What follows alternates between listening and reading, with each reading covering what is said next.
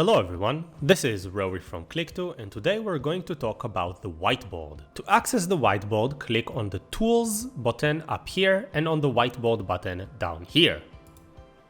If we look at the toolbar at the top of the screen, we can see that the computer cursor is currently selected. If we select, for example, the pencil tool, we will be able to use it. Notice that the narrower the screen gets, the less tools you will be able to see immediately on the taskbar. By double-clicking on the tools you can see, you will gain access to the rest of the tools. Right next to the pencil tool is the marker tool, and right next to the marker tool is the eraser tool. Next to the eraser tool is the text tool, which we can use to create text boxes and type in some text. These two buttons right here are like the redo and undo of the whiteboard. On the left side of the screen you can see all of the boards I have available in this room. In this room I created 4 boards, but I can create as many as I want by clicking on the Add Board button. Everything that we create on the whiteboard only appears on the board that is currently active. So if, for example, we move to the second board by clicking on it, we can see that currently our whiteboard is empty, but everything that we draw so far is still saved on board number 1.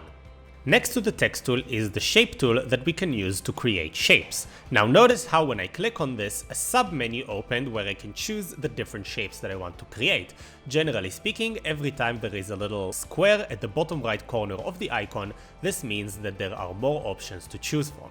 So let's, for example, choose a hexagon, and we can create beautiful hexagons by clicking and dragging the mouse. Next to the shape tool we can see these different thickness buttons, which we can use to choose how thick the lines we're creating are. Next to these options we can see the color options. You can double click on any of the color buttons to see more options. The photo tool allows us to add pictures or PDF files on top of our whiteboard. If I click on it, I will access the files which I previously uploaded to my room. I can pick whatever file I want, so say this file, click Add, and here it is right on top of my whiteboard. And this button right here changes the layout of the base whiteboard before anyone drew on it. Right here next to the computer cursor tool, we can see the pointer tool.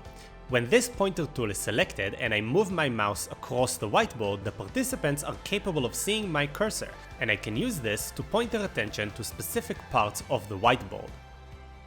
The default option is that only the administrator is capable of drawing on the whiteboard. If you want to give your participants the ability to draw on the whiteboard as well, all you need to do is click this button right here. And as you can see, my participants are capable of drawing on the whiteboard as well. The 3 dots at the top right corner of the whiteboard allow us to access several more options. The first is Clear Page.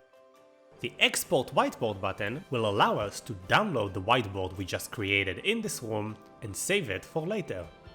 An important thing to remember about the whiteboards is that they remain in the room even after all of the participants left. So if, for example, I'm doing something here and leave the room for the night, when I come back to the room tomorrow, it will still be here even if all of the participants left and then came back. So feel free to leave whatever you wrote on the whiteboard right here if you want to access it back in the next session, or make sure to remove it if you know someone else is going to use the room and you don't want them to see it.